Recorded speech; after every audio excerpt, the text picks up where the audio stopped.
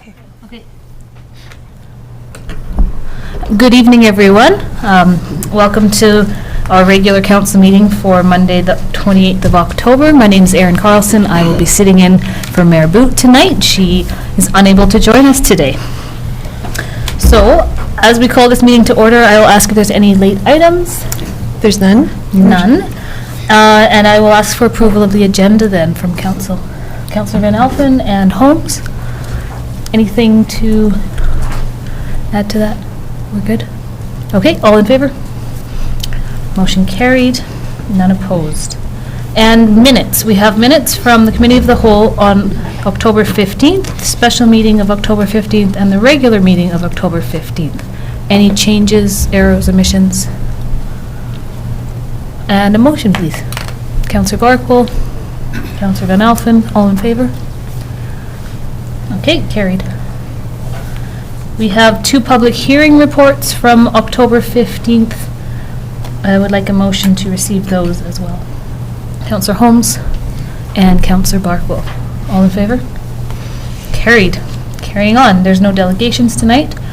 Number 6 is public comment opportunities. So on the board up here, in a second, you will see a list of items that you're welcome to come speak to at the microphone. You have 2 minutes.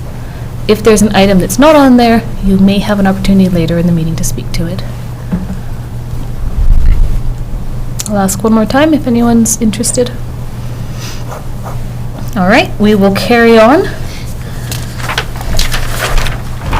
2 minutes, excellent. Okay, Mayor's report. I have a report that was written by Mayor Boot. Before I begin, I just want to say welcome to Karen Needham, who is her first regular council meeting up here with us. So hopefully she'll talk more than me tonight. Okay, these are Tony's words, so you'll have to imagine that I'm her. Since my October 15th report, I enjoyed a week's stay with my son in Bowmanville, a small city of about 40,000 people. The urban and suburban areas are surrounded by agriculture, primarily apple orchards, and I attended the annual Apple Fest Street Festival. I'd also like to congratulate the Summerland Refugee Sponsorship Group for being recognized by the United Nations High Commission for Refugees for their work in supporting the successful integration of refugee families into our community. Councillor Holmes founded the 130-member group in 2015 and currently sits as chair for the nonprofit charity. I'm currently attending the Livable Cities Forum in Victoria until October 30th, where our Sustainability and Alternative Energy Coordinator, Tammy Rothery, is speaking about low carbon resilience, the synergies between adaptation and mitigation in practice. This year, 3 themes, all focusing on the impacts of climate change, will be examined. Exploring the climate change and health nexus, the role of infrastructure in building better neighborhoods, and advancing low carbon resilience for more livable communities. The final day of the forum offers several different tours. I will be attending a multi-modular tour on community building, equity, and well-being. This tour showcases examples of safe and accessible transportation infrastructure that encourages cycling, walking, and public transit. The tour itself combines these 3 modes of transportation. Council and senior management begin the budget process early in November. This is earlier than usual and is a process that requires many additional meetings and a lot of thought. I commend our CIO and senior management for the many additional hours of planning that they've done in preparation. Thank you, Councillor Barkwell, for attending October 17th RDOS meeting on my behalf. And I'm thanking myself for being here tonight chairing this meeting. So that's from Mayor Tony Boot, and I will pass it along to our CAO, Anthony Haddad. Okay, thank you, Your Worship. So just a quick update on a few things that have been going on over the last couple of weeks. So Corey, our Director of Development Services, and I had a chance to meet with a number of contractors at the Builders Mart. The Chamber of Commerce helped put on an event for us to introduce ourselves and get to know the contracting and development community out there. So it was a great start to the process that we're about to get into. We'll chat a little bit more around the committee process later on. So look forward to working with them as we move a number of initiatives forward in the community. I had number of different tours of different facilities and subdivisions and developments within the community over the last couple of weeks as well. Had a chance to have a tour through Mountain View Growers, which was fantastic. A fascinating operation out there, and coming from Penticton, had absolutely no idea around the operation and the scale of that operation. So great to get an insight into that and the future plans out there. Had a tour of Hunters Hill with our Director of Development Services as well, so future expansion for the community up in that area. And Lighthouse Landing, a great addition to the community down on the lake over the last couple of years. And just a quick note on the Wharton Street paving. I know there's been a fair amount of discussion in the community around timing for that project, or to complete the process there. So we believe paving should be commencing this week on Wharton Street, so that we're ready for light up and all the festivities over the next few weeks.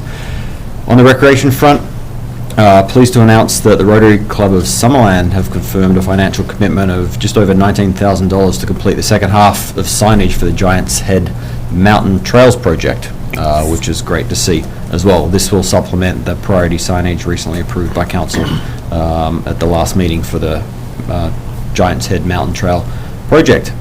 On the Recreation Department, have been working on a priority from Council around pickleball, tennis, and dogs in parks, and are in the process of some community engagement. The next step in their process is on Wednesday, November 13th from 4 p.m. to 6 p.m. in Council Chambers to have an open house and information session to get feedback on the pickleball, tennis courts and dogs in parks project. So more information will come on that over the next few days. On the sustainability front, Waste Reduction Week was another huge success from Tammy Rothery, our sustainability coordinator, with a variety of events taking place throughout the week.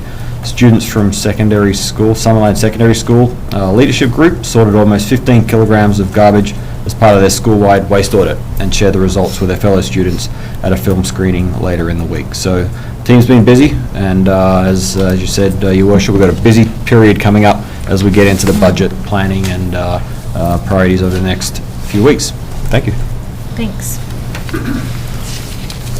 Okay, for 9.1, we have quite a few resolutions and recommendations that are being brought forward, so I'm going to pass it on to our Director of Corporate Services to read these out so that it can be presented to the public. Thank you, Your Worship. So at the closed session on October the 15th of this year, there were a few appointments made to various committees. So I'm going to read out kind of who was appointed to those committees. First of all, the Agricultural Advisory Committee appointments were made for Denise McDonald and Gary Strachan. The Community Climate Action Advisory Committee appointments were Henry Seelman, Lisa Scott, Kim Eastlick, Darren Sweet, Sherry McDonald, Marnie Paradigm, and Linda Netherington. And finally, for Cultural Development Committee appointments, there was Sandra Nicholson and Julian Butler. And also, there's a few that came from today, if you'd like me to read those out. So the October 28th, 2019 presentation from the Giants Head Elementary School was this afternoon, and there's staff were directed to provide a letter of support to the Giant Heads Elementary School for the application of grant funding to provide the school with an outdoor classroom. And there was a further recommendation that staff consult with School District 67 regarding a possible joint use agreement and a reasonable contribution from the district for the installation of an outdoor classroom at Giants Head Elementary School, and bring a report back to council at a future meeting. Great, thank you very much. Council, any questions about any of those? Or comments? And there's one more, I see. Sorry, Your that's Worship. okay. The staff be directed to proceed with the detailed design of the Eisentalk Dam outlet pipe replacement, including increasing the spillway capacity and raising the dam crest by 3.0 meters in order to increase water storage volume. Good, thank you. And one last one. You're busy today. Staff be directed to examine options for a scaled-down version of the project, including opening hours, and report back to a regular meeting of council. That needs a little bit more information, I think. That one. The project being at the landfill. Second scale. The second scale project.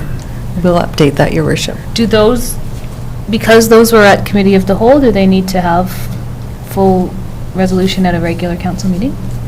Your worship, the committee of the whole, actually, you're allowed to make decisions, or your procedures bylaw does say that you make decisions there, so it's fine, but we can bring back an updated one.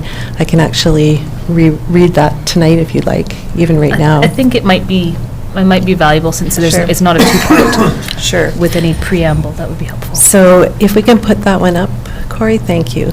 So this particular one should say that staff be directed to examine options for the landfill scale, the second scale house, for a scaled-down version of this project, including opening hours, and report back to a regular meeting of council. Is that okay? For a second scale, yeah? Yep. Okay. So we'll have that, make that motion. Yes? Somebody? Yep. I'll make it. Okay, thank you, Councillor Trainer and Councillor Barkle. And any further comment, clarity, questions from anybody? Nope. Okay, oh, yep. Is the wording okay on that? A scaled down version of the scale? Second scale, yeah? I think it's great. That's clear? It's poetic. Okay. Okay. Just checking. All right, all in favor? None opposed, motion carries. All right, so I will ask again then, if anyone has any comments before we move on to bylaws regarding those that were just read out loud. Nope. Okay. There are 3 bylaws that are just here for adoption tonight. The first one is for bylaw on grade and height. I'm going to also ask that you'll read these ones out for us, please. Your worship, the first recommendation is that zoning bylaw amendment for height and grade, bylaw number 2019-031, be adopted. Mover, please. Councillor Holmes. And a seconder, please. And Councillor Barkwell. It's for adoption, but if there's any questions or comments. Yes, Councillor Van Alphen? The only comment I would have, Madam Mayor, is that I would still like to see this tabled until we form our committee, which is an item that we will be speaking about in 11.5 in tonight's agenda. I would like to see this committee, with representatives from the building community, have an opportunity to weigh in on these conversations on, I believe it's 10.1 and 10.2. Thank you, Madam Mayor. Thank you. Any further comment? Councillor Patton. Thank you, Madam Mayor. I'd like to agree with Councillor Van Alpen. I think with our CAO's initiative to create a solution-based development process improvement advisory committee that is going to be partnering with industry, I think to move ahead and adopt a bylaw where we could be looking at variances at a later date, I think this would be a perfect example to take forward to the new committee. Okay, thank you. Any further? Yeah, Councillor Holmes. Just that this is for adoption. We've had the whole full debate already, and I don't really see the point of having debate we've already had, so. Anyone else? No? Did we get a mover and seconder on this? Okay, so I'll call the question then. All in favor? And opposed? Motion carries. They want their opposition. Would you like your opposition noted for the record? Does it matter? Yes, please. Yes. Yep. Okay, thanks.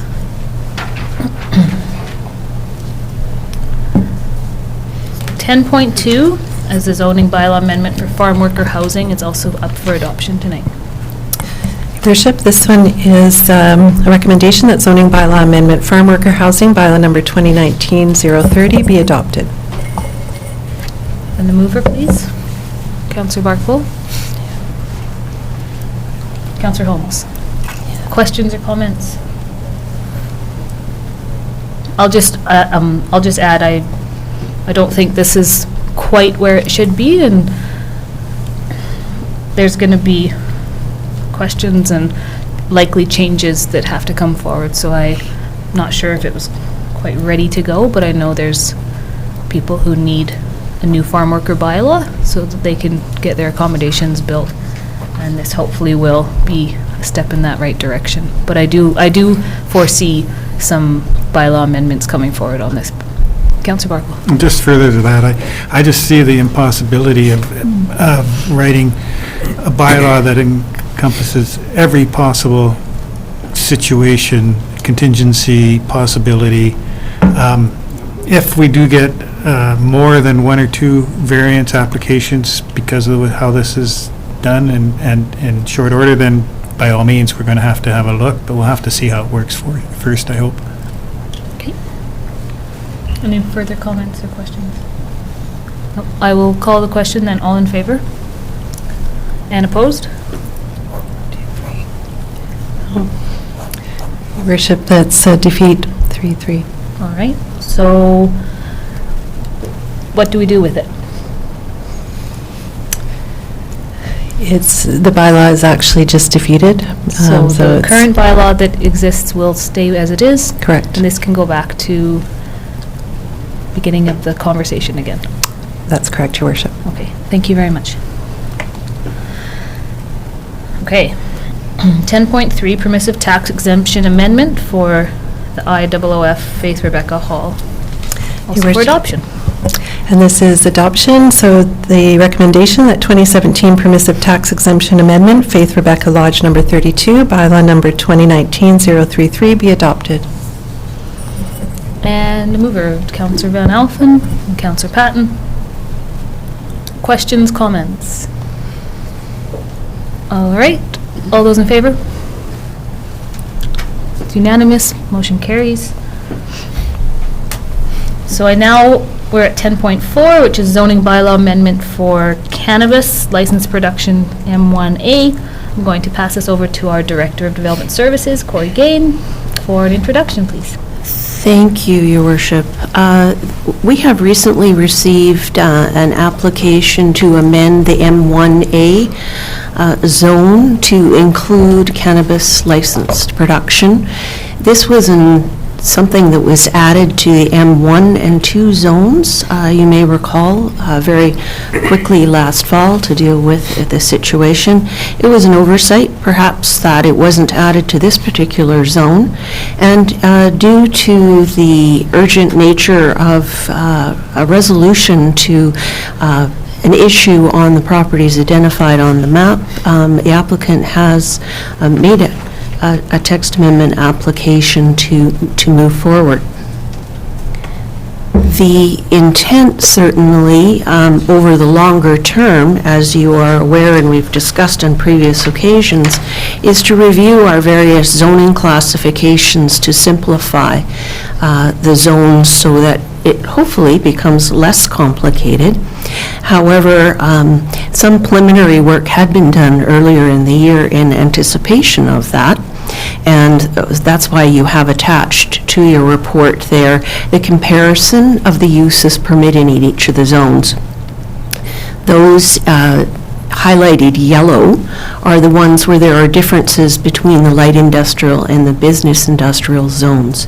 That seems to be a fairly, those two zones are very closely related, both in terms of content and geographically speaking. There are only 3 properties currently zoned to M1A, and of course they are just near Rennie Street, where the rest of the Bentley Road Industrial Park is of course M1. So there may be an opportunity in the future for further refinement of the zone, but as I said, for ease of process, at this time, we're just recommending adding an additional permitted use to that zone, and we can talk further about refinements later.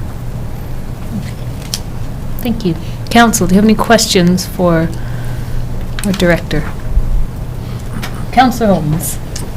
Thank you. I'm just wondering if you know the history of the M1A zone and why we have it.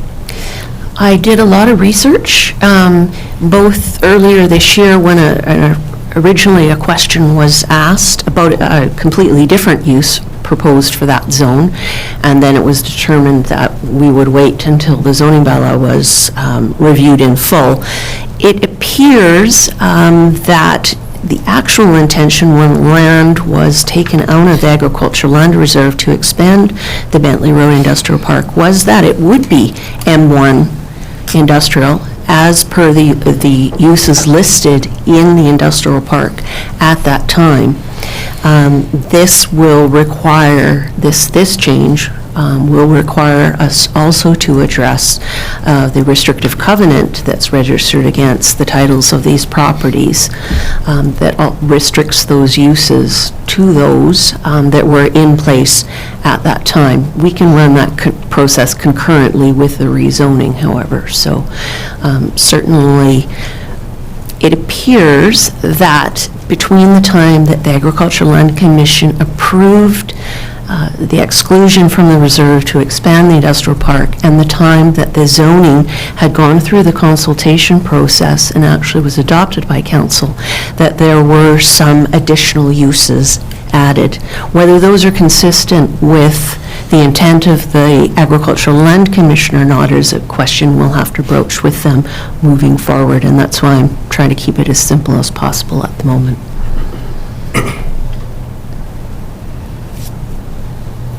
Councillor Van Alphen.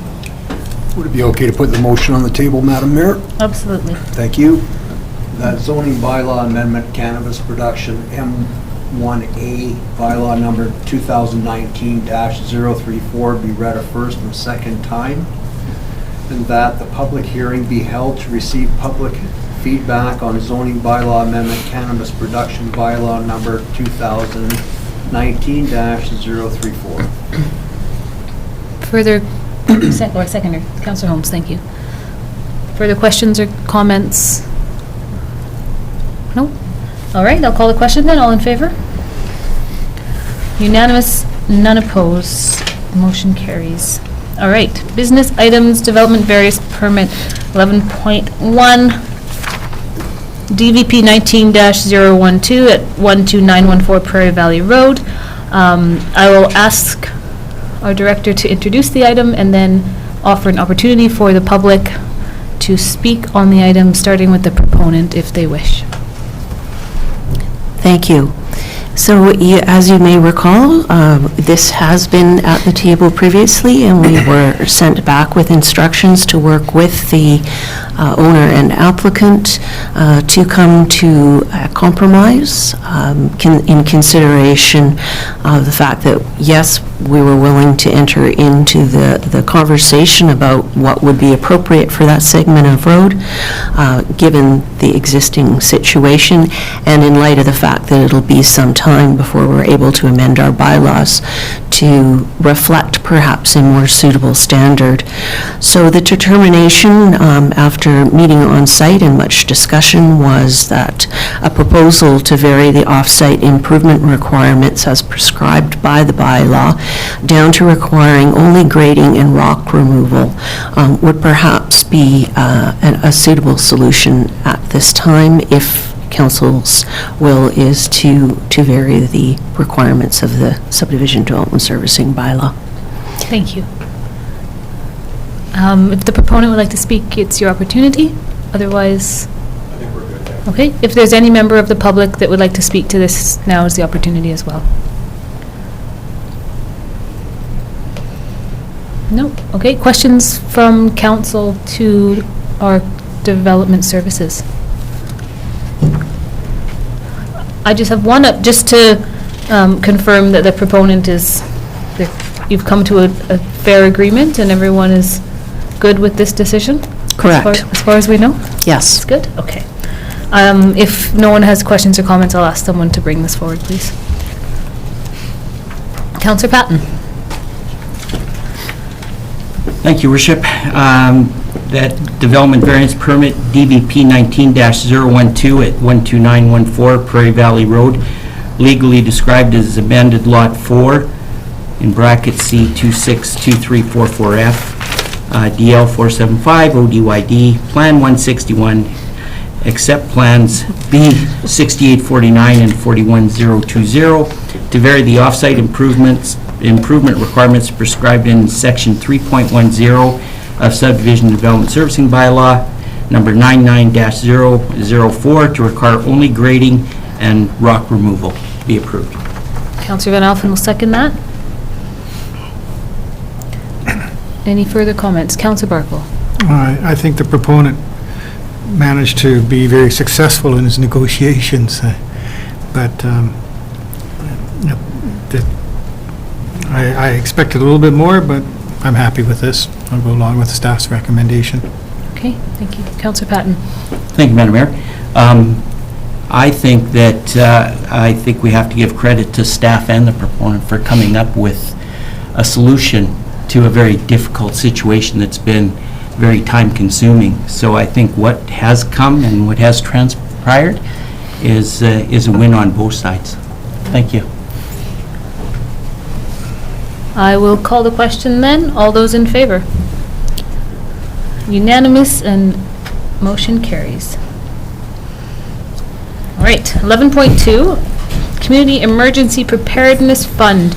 We're looking at volunteer and composite fire department equipment and training. I'm going to pass this directly to our fire chief, Mr. Noble. Thank you, Madam Mayor. Before council is a staff recommendation to approve a grant funding for submission to the UBCM to fund fire equipment in the amount of $25,000. The project, if successful with funding, would be 100% funded by the UBCM grant and no impact to this year's or next year's budget. Great. Council, questions for the fire chief? No? Someone like to bring that motion forward? Councillor Barkville. We'll, it can be as presented. I think it was well explained. And a seconder, please. Councillor Patton. Again, any questions or comments? All those in favor? Carried unanimously. Mr. Noble was very convincing. 100% funding, those ones are always a winner, aren't they? All right. 11.3, domestic water meters. An update from Mr. Vandermeulen, please. Thank you, Madam Acting Mayor. Yeah, just a quick update on the domestic water meter replacement program. So based on council's direction in February of this year, staff made efforts to replace half of what was at that time the 500 backlogged meters, with the remaining 250 meters being replaced or completed in 2020. Staff engaged Neptune Technologies Group Canada to replace the meters with the new ultrasonic Mach 10 meter. And understanding the potential for difficulty with communications and scheduling of replacement, we provided Neptune with a list of 275 meters instead of the 250, so that within their allotted time they would have maybe better chance of completing up to 250 meters. Neptune and district staff spent the month of July notifying residents and starting the scheduling process. In July and August, Neptune installed 213 meters. The remaining 37 meters of that 250 were unchanged due to items like customer refusal, poor access to the meters, and poor condition of plumbing. These additional meters are currently being replaced by on-staff plumber and two local plumbers. Staff's plan is to engage Neptune again in 2020. This will be dependent on whether Neptune has additional larger contracts in the valley. Otherwise, they won't make the effort to come out this way. So if they aren't available, we'll look at hiring temporary position, possibly contracting to local plumbers or potentially scheduling in-house and having installations done by local contractors. The domestic meters continue to fail at approximately 15 meters a month. So staff is working to work out a process to ensure that these are repaired in place as we move along. Staff is recommending the replacement of the remaining backlog failed meters to be included in the 2020 budget.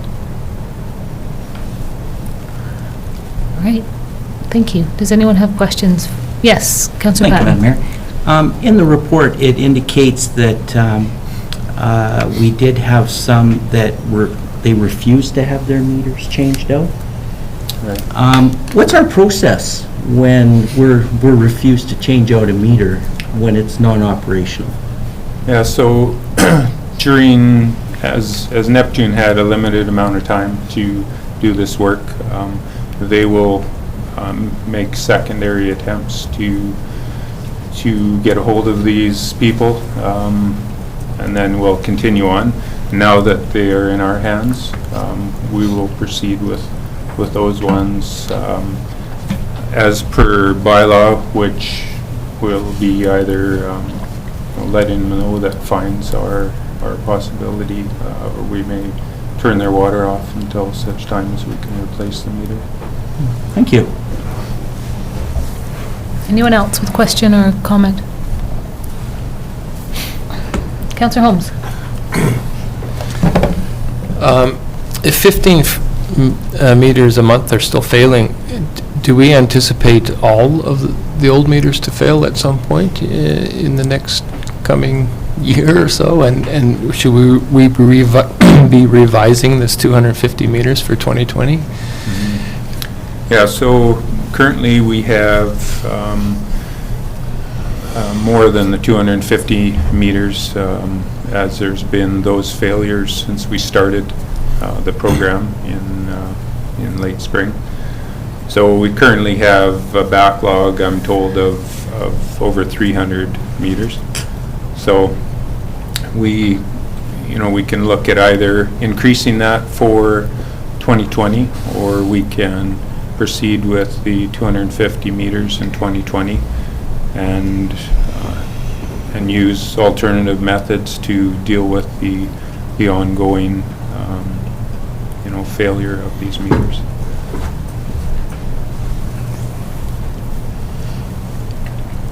Anyone else? Yes, Councillor Turner. If 15 meters are failing per month, do residents know when their meter has failed, or do they get a notice from the district? That's a good question. I'll answer that one. So when a customer's meter fails, what happens is they're put on a meter reader or meter review. So it's a specific code within our finance system that no longer provides a consumption read. So if someone was looking at their utility bill, they would notice that their new rate code was meter read in capital letters, and there was no consumption on it at all. Outside of that, there is no specific notification for individual residents. We just don't have the manpower to send out individual notices to individual residents. Can I follow up on that? Yep. So basically, if your meter fails, then unless you've read your bill each month, you wouldn't know until somebody, I guess, knocks at your door and says, we need to replace it? Is that correct? There's no formal notification from the district that the meter has failed. The customer is invoiced based on an estimate of consumption, a very conservative estimate, and once the meter has been replaced, a reconciliation of the account is made, and either the customer is refunded or they're in those instances where a refund is required. Otherwise, we just move forward. We don't back bill, I guess. Okay. Yeah. Anything else? If not, I'll have someone bring the motion forward to receive for information, please. Councillor Van Elfen, thank you. As presented, Madam Mayor. And Councillor Patton. Any further questions or comments? Yes, Councillor Van Elfen, then Holmes. Thank you. Question through to Mr. Vandermeulen. With Neptune now, with the new meters, these are like an ultrasonic, no moving parts or something? Is there? That's correct. Is there a warranty? Yeah, there's a 10-year warranty on them. They anticipate, although they haven't been out in the market for too long, with no moving parts, to be long-lasting. They're more accurate than the previous T10s that we currently have in our system. Thank you. Councillor Holmes?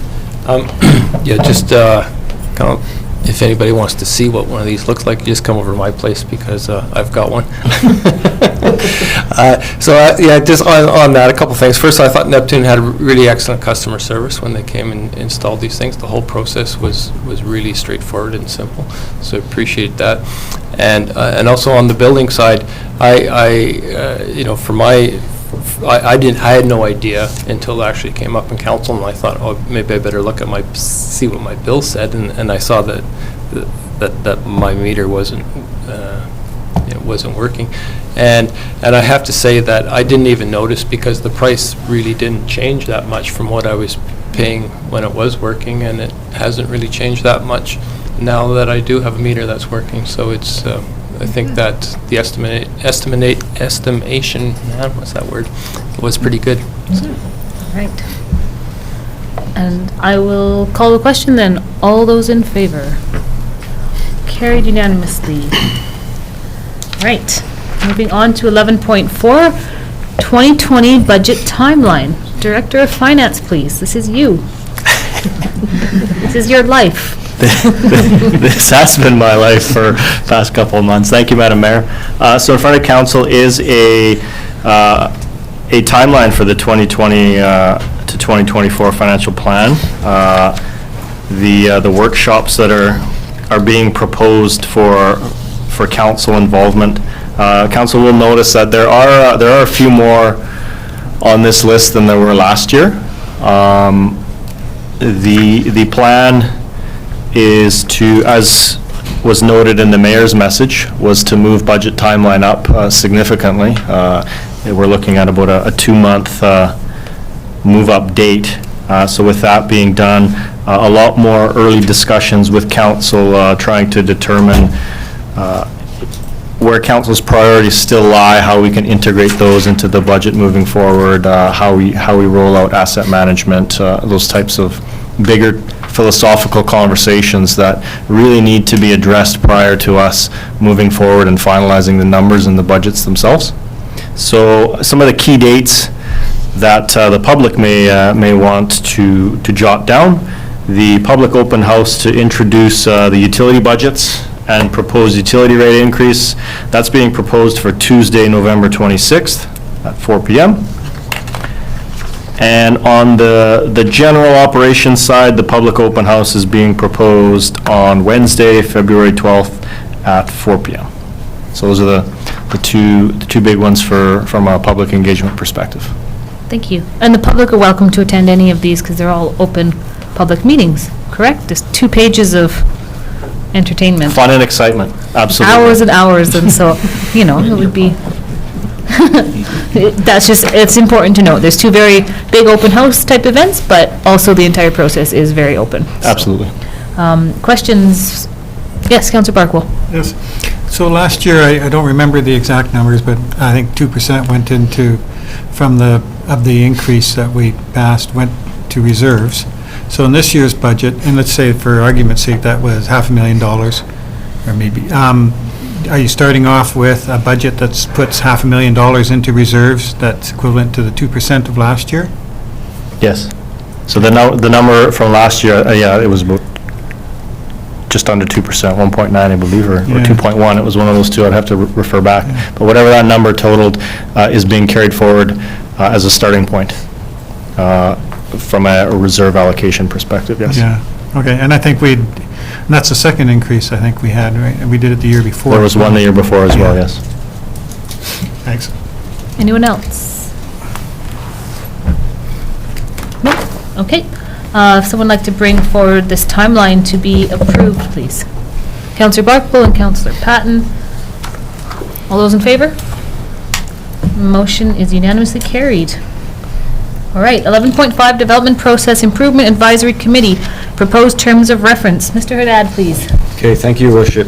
At the October 15th council meeting, council passed a resolution to direct staff to create a Development Process Improvement Advisory Committee and to bring back a terms of reference for council's approval. So within the report attached to the agenda today, staff have prepared the terms of reference for council's consideration. The intention and role and responsibility of the committee is intended to make recommendations on district policies, procedures and bylaws that affect development, review matters affecting policies and procedures of the Development Services Department regarding development procedures and processes, as directed by council or requested by staff, provide development industry perspective on existing or proposed provincial or federal policies that may affect real estate development, and provide advice to council on the district position in relation to such policies, in addition to reviewing development statistics and other indicators relevant to the development industry.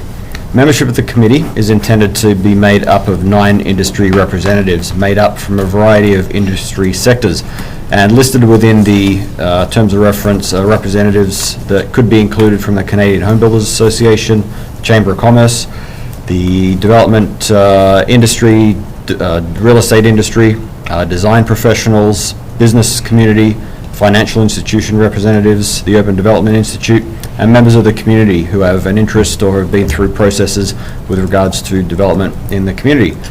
As part of the terms of reference, staff are also needing council to appoint 3 members to the committee. The staff representatives on the committee will be the Chief Administrative Officer and the Director of Development Services. So the recommendation in front of council is to endorse the terms of reference, select council members for the committee, and direct staff to commence advertising for positions on this committee. Thank you. All right. So if someone from council would like to bring that forward, Can we ask questions? Oh, absolutely. Go ahead, Councillor Holmes. I'm just wondering if you could explain to me why we need 3 council members on the committee, why a staff member is the chair of the committee, and whether the council and staff members would be voting or non-voting, because I don't see that in the terms of reference. Okay, so I'll ask the first question around 3 council members. So I guess we had interest from 3 council members willing to sit on the committee. I think there's going to be a fairly intense group of meetings over the first year or 2 with this committee in place. So in case one council member isn't there, 3 was deemed to be reasonable, I guess, for this committee. In regards to the staff chair, from what I understand, I believe the staff have chaired other committees. However, should council deem that the chair should be an alternative to staff on this committee, we're certainly open for that discussion to be had. And in regards to council and staff voting, there's no intention to have staff and council vote on the committee, so we can certainly clarify the terms of reference if they need to be updated to reflect that. Councillor Holmes. Yeah, just to follow up, I think it needs to be specified in the terms of reference that they're not voting. I know staff have chaired committees in the past, but I don't think it's ever been desirable, and I know when Tammy was chairing, she tried to get herself replaced pretty quickly, if I remember correctly. She still chairs the She still Climate chairs it, Action eh? Committee, yeah. Okay, so, well, it's not a deal breaker for me, but I think ideally you'd rather have one of the committee members chairing. My concern about having 3 councillors is on a committee, on any committee, is that it's pretty close to a quorum. I know it's not a quorum, but it's pretty close to a quorum, and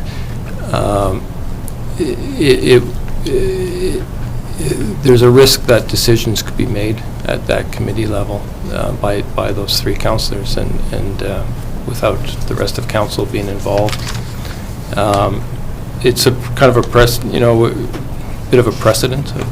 We don't have any other committees where you have three. If this was a task force, maybe that's something different. But if it's a standing committee, all our other committees only have one liaison and an alternate. So I don't really see why we need three councillors. Thank you, Councillor Holmes. Anyone like to speak to that? Councillor Traynor? I think I agree with that as well, because I think we need to be consistent with our committees.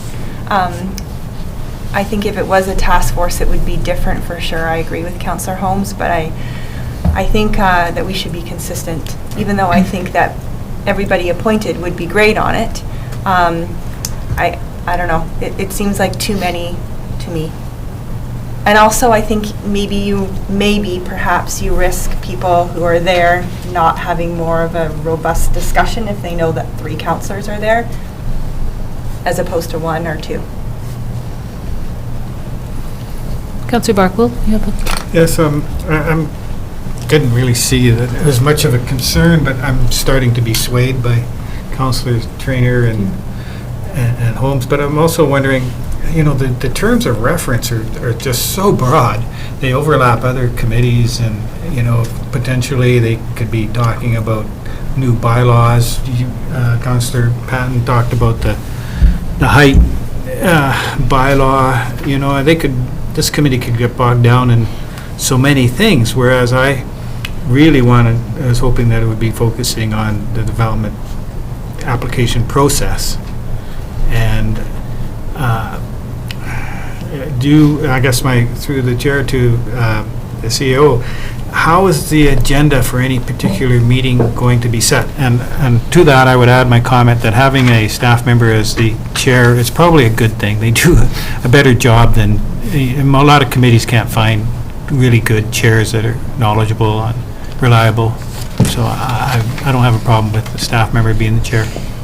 But anyhow, how do you see the agenda being set? Through Chair, Your Worship, I think the agendas would be intended to be set based on the work plan coming out of the Development Services area, whether it's a set of bylaws that need to be updated that are on the 2020 work plan, whether it's a list of process improvement components or processes that need to be updated. I know on the work plan over the next year, the department through leadership of Corey are going to be looking at the subdivision process, the building permit process. When we start to talk about the building bylaw, for example, which it's been to council and will probably be one of the first on the list to be reviewed, the impact on the internal processes that bylaw has is pretty significant. So that there is a lot of tie to some of the bylaws that impact the development industry to the actual processes that we have within the Development Services Department. So there's a lot of overlap, but it's certainly intended to be largely driven by the work plan that Development Services Department have and directed by council. Good answer. Yeah. Yes. It still sort of looks more like a task force. I'd hate to. I wouldn't want to. I don't suppose it's a problem. We could just not appoint people somewhere down the road. But I don't see this as a committee that's going to go on forever. Is this going to be added to our list of committees? Is that how you envision this? Yes, through Chair Worship. It's intended to be an advisory committee in addition to the other, I think, 4 or 5 committees of council. So full-time advisory committee. There was some discussion around the term of the appointees of the committee, and in the draft terms of reference, it's mentioned that they're intended to be in place for 1 year, and that'll be calls out for, calls would be made for new attendees after that year. Okay. Councillor Patton. Thank you, Your Worship.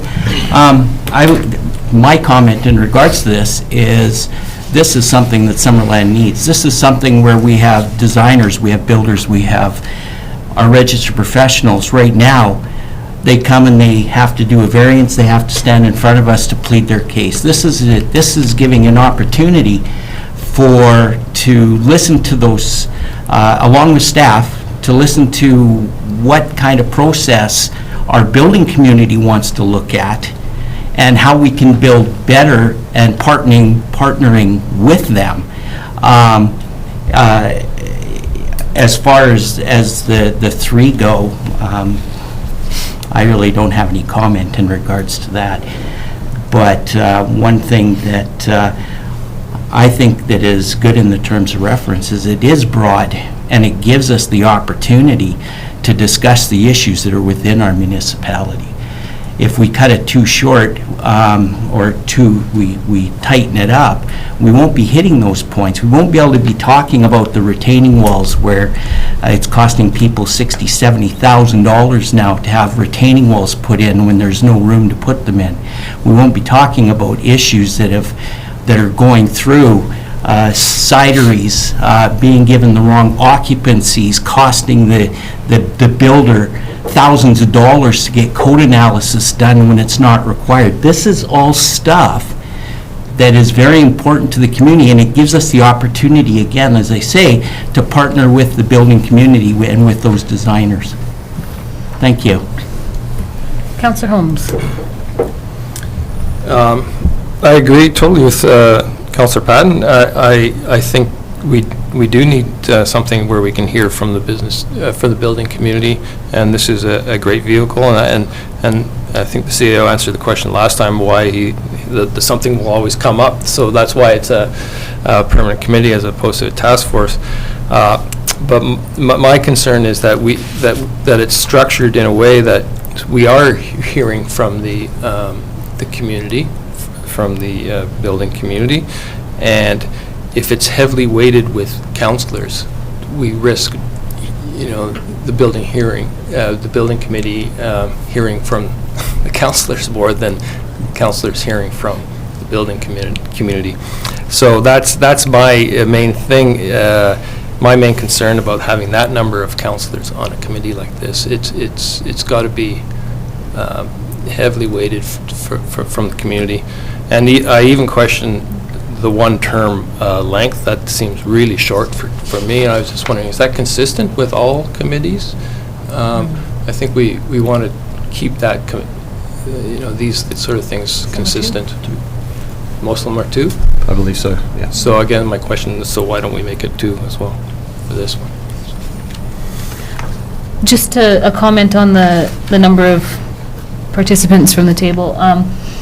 Originally in the conversation, it was 2 with 1 alternate, which I presume would be acceptable to make as part of the motion, so that at any given meeting you would have 2 representatives from council, but you would never necessarily have 3.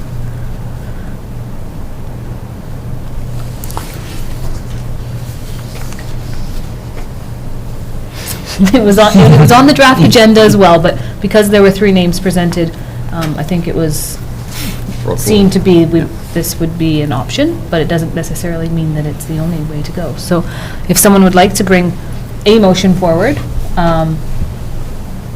you're welcome to do that, or if you'd like to see changes. I think it's important that this gets moving forward, so there's parts of it that might be worth moving forward quickly, but.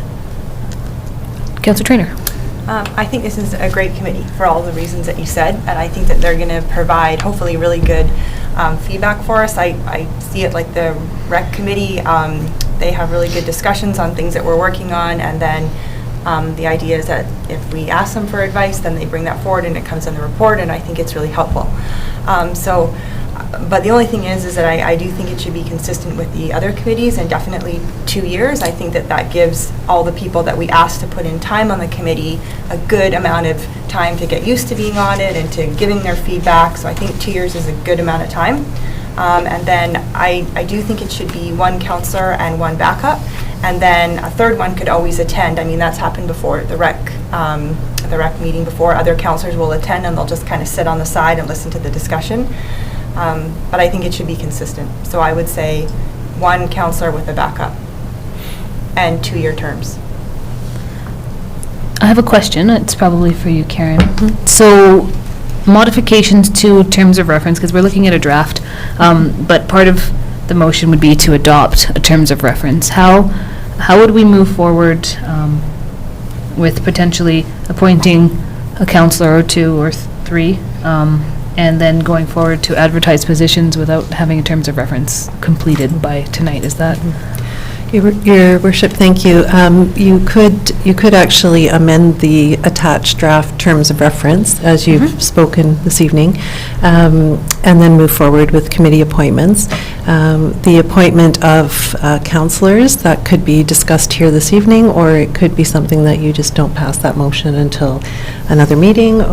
So again, you can separate these into moving the terms of reference forward, moving the appointments forward. You can also move forward whatever the number of councillors and who that is forward, or you could defer that part. Okay, thank you. What is the wish then, Council? Councillor Holmes? I'll make a motion if you want. Sure. So I'll move that the proposed terms of reference for the Development Process Advisory Committee be adopted as amended, with the amendments, as Councillor Traynor just said. One councillor with one alternate, and a 2-year term for the members, committee members. Anything else you've seen? No, Yeah. if others agree with that, yeah. And that Well, it's a motion. the committee, the councillors' appointments be deferred or postponed. And further, that staff be directed to commence advertising for positions on the Development Process Improvement Advisory Committee. All right, a seconder for that motion. Councillor Traynor? Yes, Councillor Barkwell? Yeah, a question for our corporate officer, if I may. If we defeat this motion, can we then, do we have to go on to the next agenda item, or can we propose a revised motion? Your Worship, you'd vote on the motion. If it's defeated, you could ask for another motion. Okay, thanks. Comments, questions? Councillor Van Alphen? Thank you, Madam Mayor. So, question through to our corporate officer. If this is defeated, could we still go ahead with advertising for this committee, for public members? Your Worship, we wouldn't have a terms of reference, so probably not. Thank you. Councillor Barkwell? Yes, as part of the discussion of the motion on the table, I think unless I hear something that convinces me otherwise, I'm going to vote against this motion and propose a new motion similar in all respects, other than that there should be 2 council appointees, and name those 2. Any further comments on, yes, Councillor Holmes? I would like to hear Councillor Barkwell's reasoning. Well, when I entered the debate discussion, I was happy enough with 3. As I said earlier, what your comments and Councillor Traynor's had some influence, and but I think 1 is not enough. I think that part of it is for council to be informed about how the building community feels, and I think that with 2 people on the committee, there'll be more informing going on rather than the views of just 1 person. So I think that 2 is a good choice between 1 and 3. Councillor Holmes? So should we have 2 councillors on every committee? Not necessarily. So what makes this one different? This one, what makes this one different? I think it's the level of interest in the community and on council.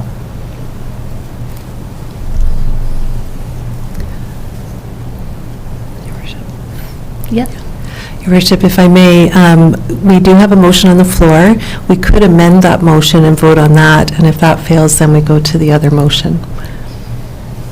So we have a motion on the floor for the proposed terms of reference be amended for 1 councillor and 1 alternate, a 2-year term for the members, the appointments be deferred, and that directs staff to advertise for committee members. Should Councillor Barkwell like to amend that to say 2 councillor appointments, then if there's a mover and a seconder, we can vote on that one and then go back to the original one should that fail. Councillor Traynor and then Patton. This question is for our CAO. I guess maybe you could clarify, what is the purpose again of having a councillor member or representative on a committee? Like, what is their role? They don't vote, so is it to report back to council, or is it to, what is it officially? Yeah, through the chair, Your Worship, typically the intention of having a council member on there is to hear the discussion and report that back to council and contribute in any way that that may be relevant to the part of the conversation that's going on around the table. But certainly to be the ears on the ground around the committee table, so that when an issue comes back to council, that can be consistently read back to council or referred back to council. Okay. Hey, And the message is as consistent as it was around the table. Okay. That's good to know. Councillor Patton. Thank you, Madam Worship. I really didn't have an opinion in regards to the three, but after listening to Councillor Barkwell, I think of all the committees that we're on, this one, I think, is probably one of the most contentious ones. And I think that having two council members around that table will help ease this into the community. We have the CAO, we have our Director of Development Services that are going to be there. This is an opportunity for us to take the lead in the community with the building community, and so I rather like Councillor Barkwell's suggestion of two on that committee. So, yes, Councillor Barkwell. Yes, well, no, maybe I should wait to hear more before I make an amendment. I was just going to say, if you were ready to make an amendment, Councillor Holmes. It doesn't really matter to me whether it's one or two, but I could argue, I agree with everything you say about the committee and whether it's contentious or not, but there's a risk of the perception that if we've got two staff members, two of our highest level staff members, two councillors, three councillors, it can give the perception that the district is trying to control this committee, as opposed to like every other committee where it's, let it loose and let's hear what the community has to say, right? And if it's, that's the risk to me, is that there's perception that the perception that we're trying to control things, and the less of us there are, the less control there is. Councillor Barkwell. I can't vouch or verify what I have been told, but my understanding is in West Kelowna they had issues, and they sat down at the table, council, staff, and builders, and they've worked it all out, and things are all tickety-boo now, or as much as they ever will be in the development community.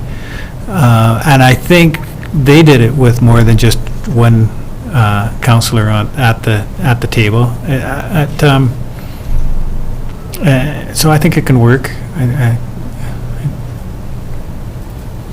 Councillor Van Alphen.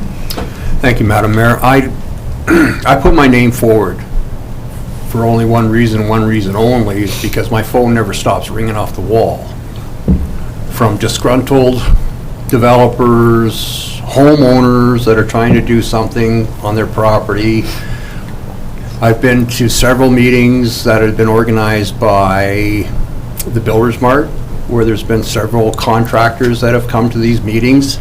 I don't think there's a fear of sitting in a room and not hearing these contractors. I'll guarantee you they will express their concerns, and that's what this is all about. And I am so grateful that we are forming this committee. It is long overdue. I'll keep directing those calls to you then. Thank you. Oh, Marty. Thank you, Madam Mayor. I appreciate that. But no, I'm excited for this committee, and I think it's something that's very long overdue in our community. And I just think it's going to help with openness and transparency, and to give that building community and design community and all these professionals out there an opportunity to have somewhere to express their concerns. And right now, all we hear is one-offs. Right. We hear from Joe, we hear from Bob, we hear, but we're never able to fix it or you know, you can direct them in a certain direction, but, and my way of directing them somewhere is generally through our CAO. And how many calls does he need in a week from disgruntled developers or designers or what have you? This committee would be a huge asset to our community, so I'm fine, like 2 counselors, 1 counselor, 3, whatever. Like, I'm okay with Councillor Barkwell's suggestion of 2, and whoever those may be, whoever council decides, and onward, upward. Thank you. Councillor Barkwell. I would like to make an amendment to the current motion on the table, and the amendment be that the number of councillors be on the committee be 2, and those councillors be Marty Van Elfen and Doug Patton, and we'll see how that goes. Is there a seconder for an amendment? Seconder for that amendment? Can I amend myself? Amend your appointment? No, support. You don't want to be on it? No, I do. Oh. But can I second? Yes, I think you Yes, can. I'll second Rich. Yes. So we'll vote on the amendment then? Correct. And then we would vote on the motion Correct. as it is amended, if it gets amended. Yes, Right. Councillor Holmes. Okay, just as Councillor Barkway convinced me to go with 2, I have a bit of an issue with the second part of his amendment, and that I think it's not fair to exclude somebody who's not here from the motion because she's not able to speak for herself. That's why I think it's better to defer that for when she is here. Councillor Barkwell. I don't hear anybody campaigning to be on the committee or anything. I just suggested those 2 as the, have had the long-standing interest in the committee. I intend to attend where possible. I don't want to make that commitment. My phone never rings about this or any. Don't give them my number. I am always a little suspicious. I want to go attend so I can learn more about things. I don't like it to hear only one side of an issue, and I know that somebody who has a beef has only given me their side. But so if anybody who's not here tonight, only one, yeah, can attend as an observer like I intend to do. Yeah. Just a question, do we have alternates appointed to all of our other committees as well? Just something to think about. I mean, if we were to defer it and ensure that all 3 names. Councillor Barkwell. You could amend the amendment to include. We have to pass the amendment first, or? To include, yeah, or you could do another motion to appoint an alternate. Then do another amendment. Do that, right? We could defeat the amendment and do another amendment with Yeah, 3 names true. attached to it. Let's vote on it. Okay, so there's an amendment, and we're going to vote on whether or not we would like to move forward with that amendment. Correct. So I will like to ask all in favor of the amendment. Can you read the amendment? The amendment is that there be 2 councillor appointments, and that the councillor appointments be Councillor Patton and Councillor Van Elfen. Okay, all in favor? Opposed? Okay. So that one was defeated, Your Worship? So that is defeated. If anyone else would like to make an amendment, you're welcome to, but otherwise we still have a motion on the table for 1 council member and 1 alternate. And to defer who those people will be. And a 2-year term. And a 2-year term. Councillor Holmes. Okay, so I'll amend it so that the terms of reference be adopted as amended with 2 councillors and a 2-year term. And an alternate or no alternate? Does it matter? Oh, and an alternate, sure, and then an alternate. And then the original motion, I don't have to change because it was deferred, right? So. It's still there, but if this amendment goes through, it will become the new motion. The amended motion. So if there's a seconder to Councillor Holmes' amendment, thank you. And so now we have a motion or an amendment that says 2 councillors plus an alternate on a 2-year term. Correct. Yeah. That's it? Correct. Okay, so a vote on that amendment then. All in favor? Okay, unanimous. So now we have an amended motion. Would you be able to read that to us, please? Correct. So that the proposed terms of reference for the Development Process Improvement Advisory Committee be adopted as amended. Appointees to a 2-year term, 2 councillors appointed and 1 council alternate, and that staff be directed to commence advertising for positions on the Development Process Improvement Advisory Committee, and that the councillor appointments be deferred. So that's the amended motion on the table right now. If there's any questions or clarity? No? Yes. So, could that come back to the next meeting then, in terms of picking the councillors? Yes. Okay, But it would allow us to go forward with everything else. getting this going. Okay? Okay. I will call the question then. All in favor of the amended motion? All right. Unanimous, none opposed. Carry on. this would take the longest. Carry on. We were almost out of here by 8, but. All right. 11.6, appointment of RDOS Board of Directors. I'm going to pass this also to Karen. Thank you, Your Worship.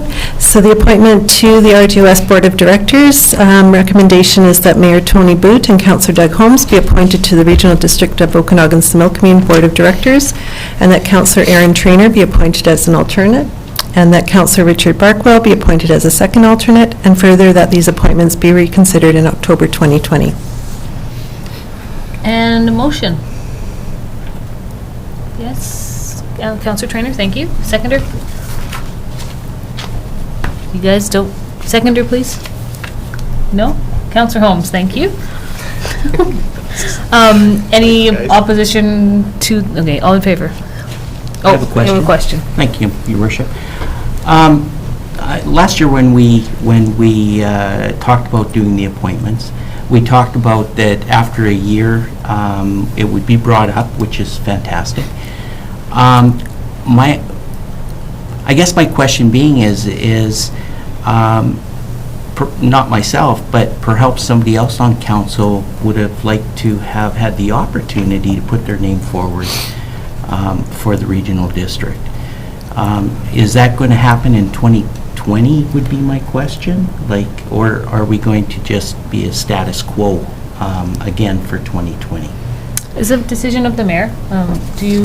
Yeah, the intention with this is it was approved with the intention to renew on an annual basis, and opportunities for different council members to participate in that on an annual basis. And as part of this resolution, it's intended to come back this time next year for review again. Is there anyone that would like to see their name on that list? Because I certainly am not interested at this time, but.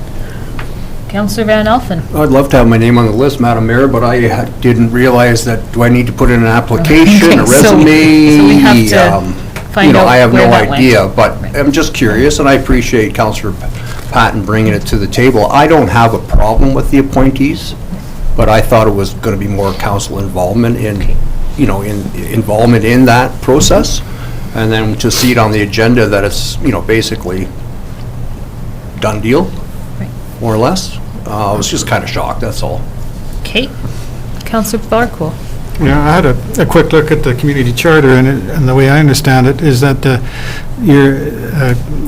our municipal appointees are appointed until such time as somebody else is appointed. And so we could change who is appointed at any time. We could have it put on a resolution through a notice of motion, and next week would be different. So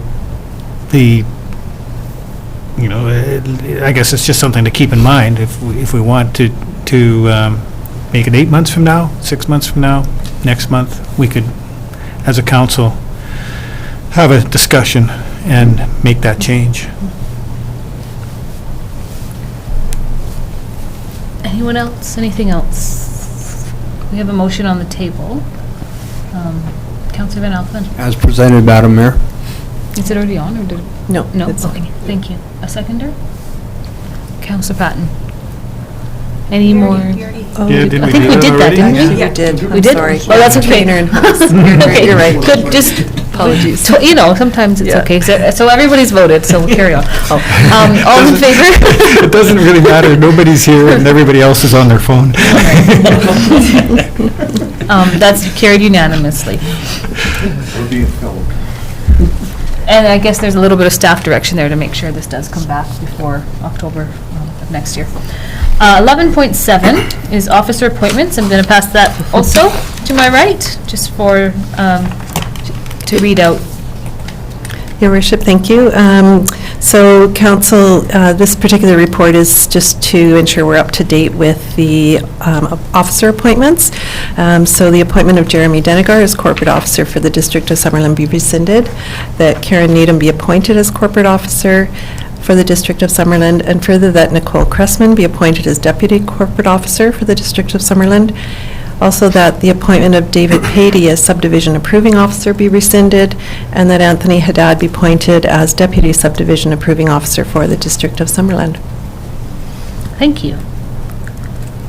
Would somebody like to bring, thank you, Councillor Patton and Councillor Van Alphen. Pretty straightforward. Councillor Holmes. Well, no, I'm a bit confused, actually. Okay. So David Pitty was the subdivision approving officer, and that's been Oh, he was rescinded. deputy. You're getting a shake over there. There was just a slight mistake. So it should be Deputy. we're rescinding deputy Yes. subdivision approving officer. Thank you. Yeah.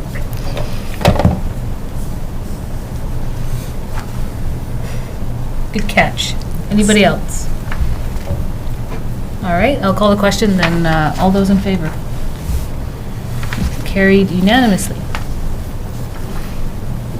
All right, 11.8, participation in RDOS partnership projects, housing needs assessment, and community childcare planning. Mr. Haddad. Thank you, Your Worship. And I'll get our Director of Development Services to speak to the housing needs if I miss anything as I present them. But this report's intended to be brought forward to Council related to two regional district partnership projects, one around the housing needs assessment for the region and one around community childcare planning. So at the regional district board meetings over the last month or so, these two items have been addressed in terms of the potential to partner with municipalities within the regional district to move these initiatives forward. The first one's around the housing needs assessment, and that's a requirement to move ahead and delve deeper into some of the housing needs within the municipality and within the region, which will provide us with some additional data and additional facts as we start to plan for the future. It's also a requirement under the community charter to have a housing report or housing needs assessment completed by 2022. On the childcare planning program, this was an item brought up at the most recent regional district board meeting, where the regional district would be the lead organisation to create an inventory of existing childcare spaces within the municipalities within the boundary of the regional district, identifying space targets, identifying actions that can be taken to meet space demands. So these two components are obviously critical for the future development and planning of our community, and the opportunity to partner with the regional district as opposed to going alone and completing these studies on an individual basis is, in staff's opinion, considered a positive move to partner with the regional district on as we get some of this data and compare it with surrounding municipalities. It's a good opportunity for us to start thinking about how we can incorporate some of these needs into future projects within the district. Great. Corey, anything I missed? The only thing I would add is that as a partnership, we have access to a greater amount of funds than we would individually as municipalities. So the sum total is greater. So it weighs into the criteria in being selected, showing that collaboration. That's something that the funders often appreciate. Thank you. Any questions or comments from council? Councillor Holmes. Yeah, so I think the housing one's pretty straightforward. I think we discussed it last meeting. But for the childcare one, I think the regional district did want a motion for support for the application from us, and that we also talked on the board about doing it together going in with them, like we're doing the housing, except the difference being is the maximum is $25,000 per community. So the maximum the RDS can get is $25,000, and that won't go very far with the whole regional district. And so what they were saying on the regional district, it'd be better if we applied to that fund ourselves as Summerland Council, and then we could pool our 25 together with them if they want to go and to do it in a partnership that way. If we didn't want to do it ourselves, right? Because the way it's worded here, that we're just supporting the RDUS's application for 25,000. And so if we want to go in on this as well, whether it's doing it ourselves or with the RDUS, we should also make an application for the 25,000 for ourselves. In which case, we'd need another motion to do that. Okay, thank you.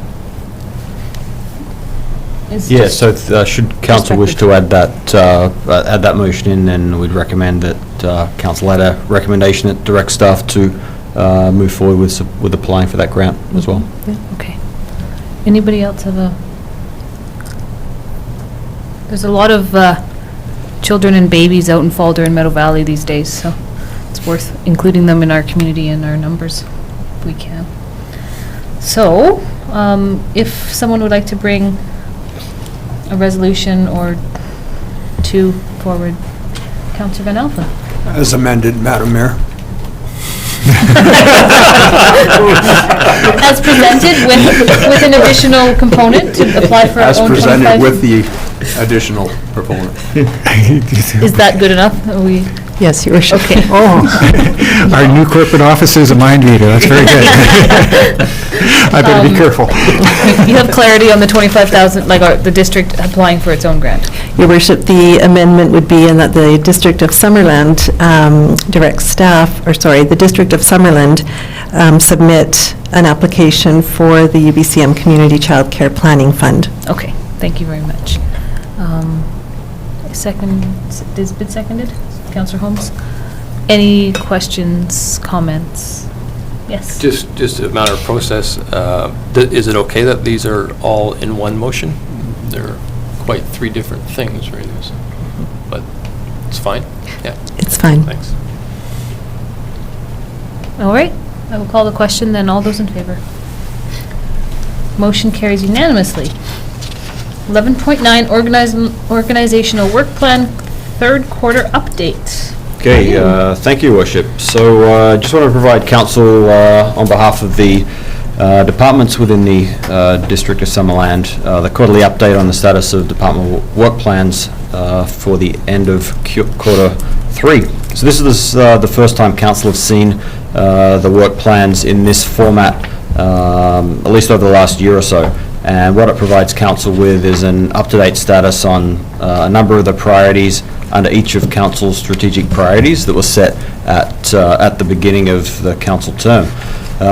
It's the first iteration of a version of quarterly updates that we want to continually bring to council and the community to keep them updated on how things are going in the community and how council's priorities are being delivered. So we look forward to working with council, keeping them up to date on these work plans, and a massive amount of work's gone into putting them together by our staff, and appreciate all the work that's been put into that.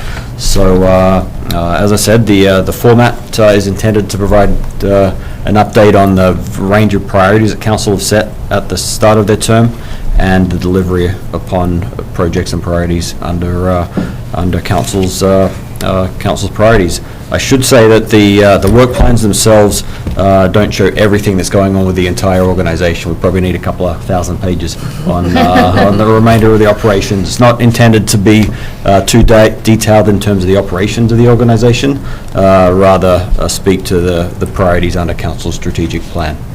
Thank you. All right. Looks like everybody's doing a lot of work. That's what I got out of that. There's lots going on. We've got to figure out a consistent way, I'd say, in terms of providing this information to council, and this is the first approach to getting it better and better as we move forward. I like it. Council, questions or comments? credit. Applause? No? Okay. Someone like to bring that forward as presented? Thank you, Councillor Holmes. Councillor Van Alphen. All those in favor? And none opposed? Motion carries. We have now number 12.1, correspondence. There's a few items here. Anybody have anything they'd like to bring forward from those? Councillor Van Alphen. Thank you, Madam Mayor. Question through to our RDOS rep, if I may. Have you seen this letter from the Cattlemen's Association? No. Is it something that will be possibly brought up at the RDOS meeting? I know high-speed internet access in general has been discussed quite a bit, and like every UBCM, they bring it forward. FCM too. Yeah, FCM. It's an issue in places like Tulameen and Meadow Valley. and it's come up at the RDOS as more and more services go online and for RDOS services and people who don't have high-speed access are having a hard time accessing stuff. So it's been discussed. Yeah. Thank you very much. I just, reading the letter and as another aspect to our large agricultural community, I just want to see it supported. Yeah. Thank you. I wonder if you know, or perhaps someone knows, is there high-speed internet all the way out Garnet Valley now? Or does the fiber stop at 16218? No, I think it's still being worked on as we speak, but it's been a slow Maybe process. Mr. Denninger knows, I don't know, do you know? Don't know how far out it goes? It's a process, but there is now fiber at the beginning of Garnet, so it perhaps, as time goes by, it will go further down. It's a challenge, especially in those rural communities, and, I don't know if this is common knowledge, but if you're bringing in seasonal agricultural workers, one of the rules that the Consulate of Mexico has is that you must provide internet and television, but it has to be internet that's good enough for however many people. And it's a predicament that some people are in when they're living in places and housing in places where there is no telephone or internet lines, so it gets very expensive and complicated. So it's valuable that it's come forward. Thank you.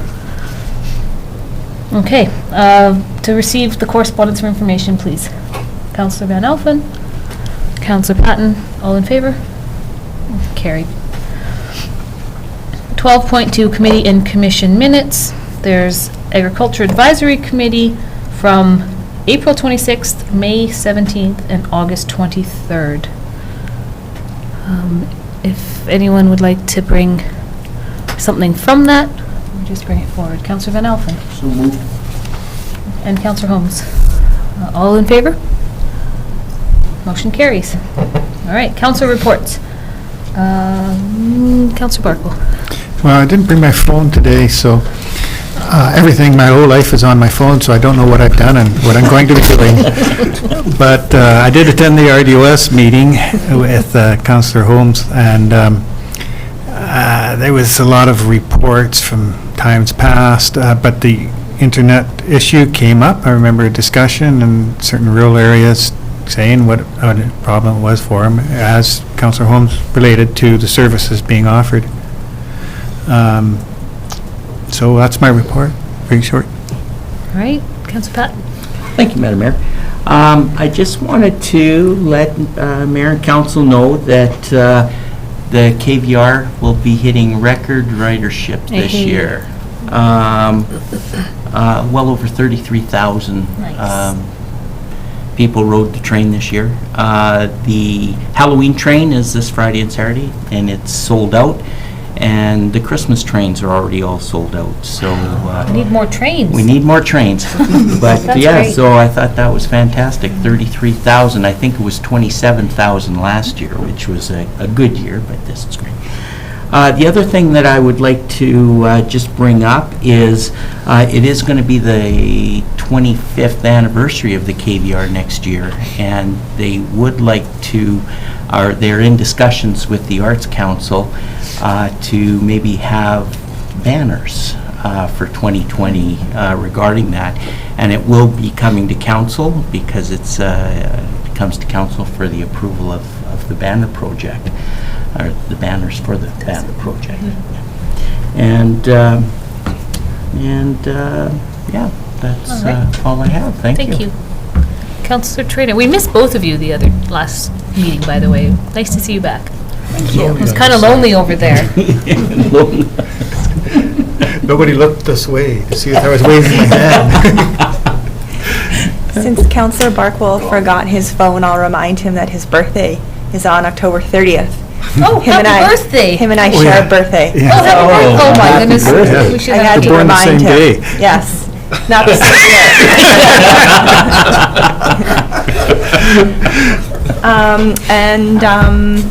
The only other thing I had to report is that I had a baby girl, which you all already know, on October 3rd, so she will also have an October birthday. And she's doing very well, and her name is Lake Thompson.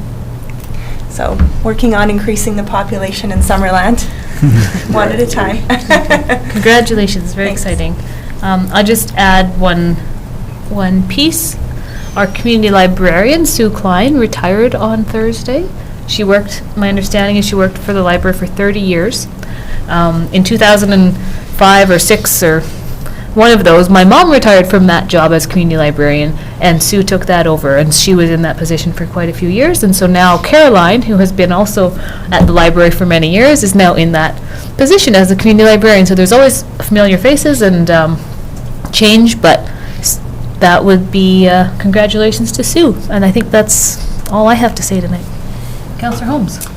So on Thursday, I went to Naramata to join them in their 5th anniversary of their Bear Smart program. And it was, at the exact, the ceremony and celebration was happening at the exact same time as they were putting down 5 bears at Wiltsey in Penticton. So the timing was, quite, we were all here. Ironic. What was happening. The RDOS, they in particular wanted me to come to this event because they want to show what's possible, and with the eye on us here in Summerland doing the same. So in the last 5 years, so basically Summerland and Naramata historically have had the same number of bear-human encounters in the past. In the last 5 years, we've had to put down 16 bears in Summerland. In Naramata, they've put down 2. This year alone, we've put down 6 bears in Summerland, conservation officers. And Naramata, they've had none. There's been over 100, over 100 phone calls to conservation officers about bears in Summerland just this year. And there's only been about a dozen in Naramata.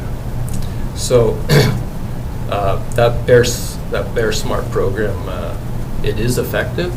It's been shown to be effective just by the stats. So it's something that's going to be the RDOS is proposing to us. We'll probably get a presentation from them at some point, I presume. And so it's something that we should be talking about, I think, because it's we right now have the most bear-human conflicts in the South Okanagan.